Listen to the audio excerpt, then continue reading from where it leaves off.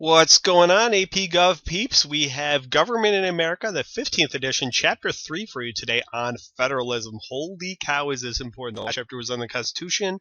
Very important. This one, arguably just as important on federalism. So let's get going. All right, defining federalism. What the heck is this term? Well, according to the book, it is a way of organizing a nation so that two or more levels of government have formal authority over the same area and people. Essentially, in my words, it's going to be the division of power between different levels of government, and really it's going to be on the federal and the state government. I live in New York State. There are the New York State government and the federal government both influence my daily life. That is federalism. Most nations do not use federalism. We are kind of unique and in the minority of the number of nations that use federalism. A lot of nations use a unitary government, and this is where the central government has all the power, and this is something that France in particular uses. Another type of government, and one that was America's first government, was a confederation. And think about the Articles of Confederation.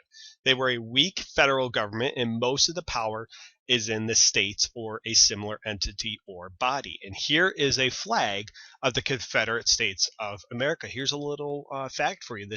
The Confederate flag that most people think of when you see the Confederate flag is not actually the Confederate States of America flag. This is the Confederate States of America flag. Little history fact for you today. And intergovernmental relations, these are interactions among federal, state, and local governments. And that's what we're going to focus on in this chapter today.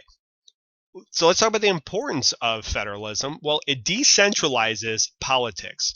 In other words, it takes it away from one central federal government location. So think about that. Senators, I'm going to use New York State as an example. New York State senators are elected to represent New York State, not necessarily the nation. They do have certain obligations to the nation, like ratifying treaties and other foreign policy things, but their main focus is on representing New York State citizens. And here's one of the two senators of New York State currently, Chuck Schumer. Federalism also strengthens the judicial branch because we need somebody to settle disputes that may arise between the state and federal government. So the judicial branch is going to play a very important role. And the federal government can influence state policies as well. And one thing that the book keeps talking about is that the drinking age was raised to 21. That is a state issue. It used to be 18. But the federal government tied funding for highways to states raising their drinking age from 18 to 21. Now, states didn't have to increase the drinking age, but if they didn't, the federal government would not have given them money for federal highways. States have influenced almost all national policy. When you look at national policies, a lot of them have origins in states. So, for example, child labor, minimum wage, unemployment, all of these things began in states prior to the adoption at a national level. So states are like little experiments for the national government to decide which policies to adopt. So why did federalism develop? Well, in the beginning when it developed under the Constitution, it's because there was a large area of land and we had a widely dispersed population. Now here's a very famous early map of the United States. Now forget all Florida because we didn't have it yet, but in 1783, the United States had all this area here, which was the original 13 colonies. We had the Appalachian Mountains, which were a part of the Proclamation of 1763, and then we had all of this area as well. That is a huge area in the 1780s for a government to run with little technology to communicate with all those different areas. So states played a very important role in the government. So what are some powers given to states? Definitely be able to recognize these. They control intra-state commerce, which is commerce or trade within the state. They also control elections, both state elections and the national elections, although that's changed slightly with an amendment and a very famous act. And they also are given reserved powers, which is the 10th Amendment to the Bill of Rights. And an example of that is education. So what are powers given to the federal government? Well, these are called enumerated powers. And things that only the federal government can do are coining money, declaring war, interstate commerce, controlling interstate commerce, is trade between two or more states. And they can also make treaties. So New York State cannot go out and make a treaty with a foreign nation. What are powers given to both states and the federal government? Well, they can tax, they can borrow money, and they can make laws. I pay income taxes both to New York State and the federal government. That is an example of concurrent powers, or powers given to both the state and national government. Then we have something called the Supremacy Clause in the Constitution, which states that the Constitution, laws of the national government, and treaties are the supreme law of the land. Okay, so let's focus on the 10th Amendment, which I mentioned earlier, is the reserved powers. And these are powers reserved for the states. So all powers not granted to the federal government in the Constitution are then given to the states. And an example, again, is education. Now, the Supreme Court has ruled since then, stating that this amendment does not mean that states are superior to the federal government. It simply means if things aren't expressly given to the federal government, then it falls to the states. But even that isn't exactly how it's worked. The 11th Amendment prohibits individual damage suits against state officials. So how has national supremacy been established? Let's focus on this. This is a very important topic for this chapter. There are 4 different ways. We have implied powers, and this is known as the elastic clause or the necessary and proper clause. In the Constitution, it says that Congress has the power to make all laws necessary and proper. So this was used to uphold the constitutionality of the bus, or the Bank of the United States, in McCulloch versus Maryland. Now, this was the second Bank of the United States. The first one was the brainchild of Alexander Hamilton. Who was somebody who was in favor of the Bank of the United States in the 1820s and 30s? Oh my God, it is Henry Clay, yes. So Henry Clay was in favor of the bus, and Alexander Hamilton, when he created the first bus, pointed to the elastic clause and said that is why the federal government is allowed to create the Bank of the United States, because of the necessary and proper clause. So McCulloch versus Maryland is an incredibly important court case, and this was a part of John Marshall's tenure as Chief Justice, and I do have a video in the description on John Marshall court cases. Very, very important court case in McCulloch versus Maryland. This helped establish the superiority of federal power over state power. Another way that's very, very important that national supremacy has been increased is the Commerce Clause or Commerce Power. Gibbons versus Ogden, another John Marshall Supreme Court case. The Supreme Court ruled that Congress, not individual states, could control interstate commerce. And again, interstate commerce is trade between 2 or more states. And Daniel Webster here was one who argued Gibbons versus Ogden before the Supreme Court. And this is used today by Congress to regulate TVs, radios, phones, etc. So this Commerce Clause is used to expand the role of Congress in the federal government. And this is a huge source of power for the federal government. So if you ever see an essay on how has the federal government expanded its power since the inception of the Constitution, you should really make sure you include the Commerce Clause. The Civil War was another huge turning point because this helped settle the states versus federal government argues. States' rights took a huge step back as a result of the Civil War, and also, especially in the 1950s and 60s, the struggle for racial equality. In other words, the civil rights movement. So the federal government stepped in during the civil rights movement of the 1950s and 60s and made new laws. So when I talked about earlier that voting was left to the states, that changed with the Voting Rights Act of 1965. It increased the power of the federal government. And in the court case Brown versus the Board of Education, the federal government was used in education, which is a state thing. The National Guard was used to ensure that students were allowed to attend schools in Little Rock, Arkansas. All right, so what are obligation of states to one another? So New York State, does it have an obligation to, say, Pennsylvania, its neighbor? Yeah, they do. And one of them is the full faith and credit. And this means that states must recognize public acts, records, and other proceedings of other states. So marriage and driver's licenses. When I drive to Cincinnati in Ohio, I leave Buffalo and I go to Ohio. My New York State driver's license is still valid in Ohio. Ohio recognizes that. Also, if my wife and I were to move to Ohio, our marriage would still be recognized in Ohio. Now, this is where marriage has been in the news with this full faith and credit clause. Congress created in the 1990s something called the Defense of Marriage Act, known as DOMA. And this stated that states did not have to acknowledge gay marriages from other states, and they would not allow the federal government to recognize gay marriage as well. part of this, the latter part of DOMA, the fact that the federal government could not recognize this, was declared unconstitutional in 2013. And I believe very strongly that the issue of gay marriage will go before the Supreme Court very, very soon, and we will have a final issuance once and for all on whether states can deny gay marriage. Let's talk about extradition. This is not just meant for foreign countries, but states regularly ship criminals to other states for crimes committed there. Privileges and immunities prevents a state from discriminating against citizens of another state. However, this is very complicated. It's not always straightforward. So think about in-state versus out-of-state tuition for college. If you go to a public university in New York State and you're a resident in New York State, you will pay less than somebody from out of state. That is a form of discrimination, but the Supreme Court has said that is okay. When it comes to issues like welfare, the Supreme Court ruled that California could not require a waiting period for welfare benefits to new residents. So let's talk about intergovernmental relations today. Dual federalism is the idea that the state and federal government are supreme in their own sphere. This has been described as a layer cake federalism. Let's look at this cake. You'll see two separate layers here. So the bottom layer could be obligations that the federal government has, and the top layer could be obligations that state governments have.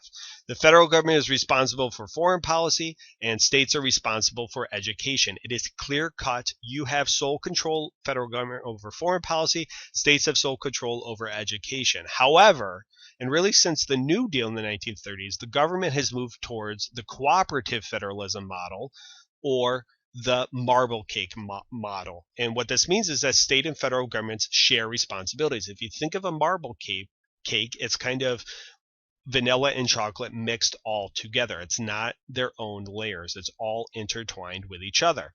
So think about law enforcement post 9/11.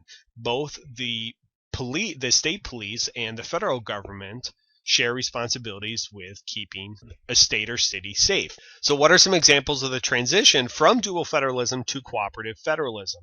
Well, in 1958, in response to the launching of Sputnik by the Soviet Union, the United States passed the National Defense Education Act. And what this did was it allowed the federal government to increase grants and loans for college. And it also provided money for science in primary and secondary schools. Again, I keep stressing this, but education was originally a state responsibility. And this is the beginning of the transition of the federal government getting more involved in education. Another example would be the interstate highway system, also under President Eisenhower in 1956. And this allowed the federal government to give money to states to build roads. And cooperative federalism shares costs and shares the administration between state and federal government. So there's a lot of crossover between the two. Definitely be familiar with that. And often, states must follow federal guidelines to receive the money. It's not simply the federal government saying, hey, here's $1 billion, spend it how you want. There are certain ways that the states must spend them. We'll talk about that in just a few minutes. All right, 20th century politics we're going to go into now.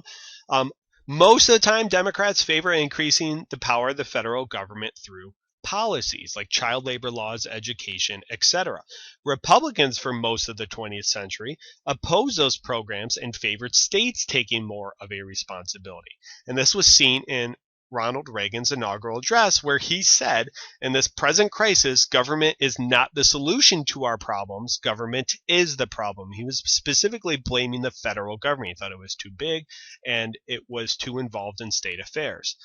Next, we have devolution, which is the transferring the responsibilities of policies from the federal government to the states. Again, this was the idea advocated by Republicans throughout most of the 20th century. However, since the 1990s, Republicans have increased the role and power of the federal government. This is seen through George Bush with his No Child Left Behind, another program that increased the role of the federal government in education. Fiscal federalism is defined as spending, taxing, and providing grants in the federal system. So this deals with money in the federal system. And the federal government has enormous influence over states via money. If states take federal government money, again, there are certain obligations they have to follow with that money. So let's talk about grants. And these are things you absolutely positively have to know. They do appear on AP government exams. Grants are money from the federal government to state and local governments. There are different grants you need to know, and the first one, absolutely positively, no ifs, ands, or buts about it, know the categorical grants. And these must be used for specific purposes for state spending. This is a way to influence policy. So, hey, states, you want this money? You can have it, but here are specific guidelines you must follow. An example of this is the Head Start program under President LBJ and the Great Society. And this provided money to schools, usually low-income schools. Project grants are grants given based on applications, and Race to the Top is an example of this, and that is Obama's policy and program to deal with education. Formula grants are grants that are distributed based on a formula. There's no applying that is necessary. An example of that is Medicaid. And by the way, a lot of these programs they're talking about here originated in the Great Society under LBJ, and I have a video on that in the description as well. Block grants is the other important grant that you absolutely must know. And this is money that is given to states with the discretion for states to decide how to spend this money. So there's a lot more leeway with block grants than categorical grants. Again, categorical grants, you have to spend a certain way. Block grants, the government gives you money and allows states to be more open-ended with how they spend it.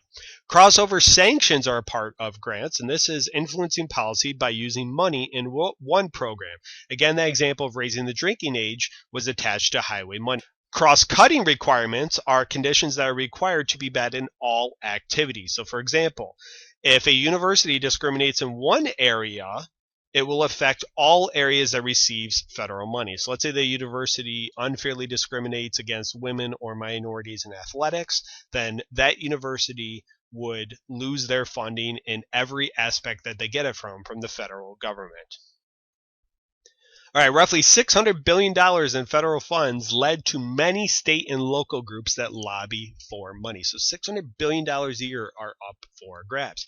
Universalism is the idea that everyone benefits on some level from grants. Mandates, I've alluded to that there are certain requirements that states have to follow with grants, and that is a mandate. These are requirements put on states and local governments to provide certain services. So if the federal government passes a law requiring something to be met, that is a mandate. Now, penalties may arise if requirements are not met. It could be, most often, usually funding would be cut off.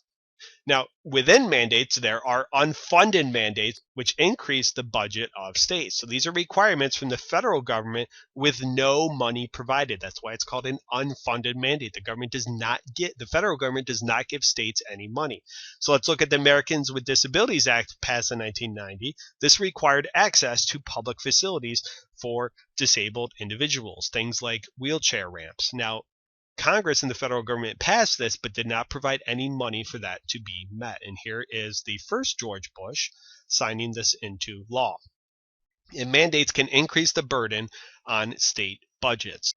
All right, so with so many levels in federalism, there are more opportunities for participation by citizens. Most citizens have better access to state government officials. So really, one of the positives of federalism is that your involvement in politics can increase drastically. So what are some other positives of federalism? Well, political parties can still have influence in state governments, even if they do not in the national government. So let's say that New York State is traditionally a Democratic state.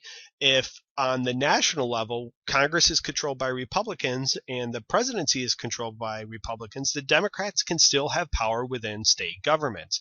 States can also make changes that the national level has not. We talked about minimum wage earlier. We'll talk about right now. As of today, August 13th, 2014, the federal minimum wage is $7.25 an hour. In New York State, it is $8 an hour. Cannot work currently today in New York State for less than $8 an hour, even though the federal minimum wage is $7.25. So what are some negatives of federalism? Well, states can be discouraged to provide benefits for certain citizens. One of these is that states with better welfare benefits can attract people from other states.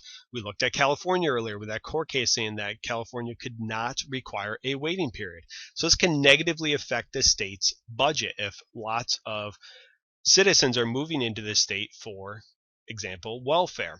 And there are 89,527 American governments, and this can be very burdensome and expensive to operate. And that 89,527 is mostly made up of county, local, and state governments. So one of the questions with federalism is, why is the federal government often asked to solve so many issues? And the answer is because states do not have the resources and money that the federal government does. All right, let's do a quick recap here. The Supremacy Clause says that laws and the Constitution is the supreme law of the land. And the federal government uses the Commerce and Elastic Clauses to increase its powers. Definitely know that. You saw the Commerce Clause used in Gibbons versus Ogden, and the Elastic Clause with the establishment of the Bank of the United States or the BUS. Be able to identify specific enumerated, reserved, and concurrent powers. Dual federalism is the layer cake, whereas cooperative federalism is the marble cake. And be familiar with categorical grants. This is money used for specific purposes, unlike block grants, which provides more leeway for states to spend money. And federalism helps increase participation in the government.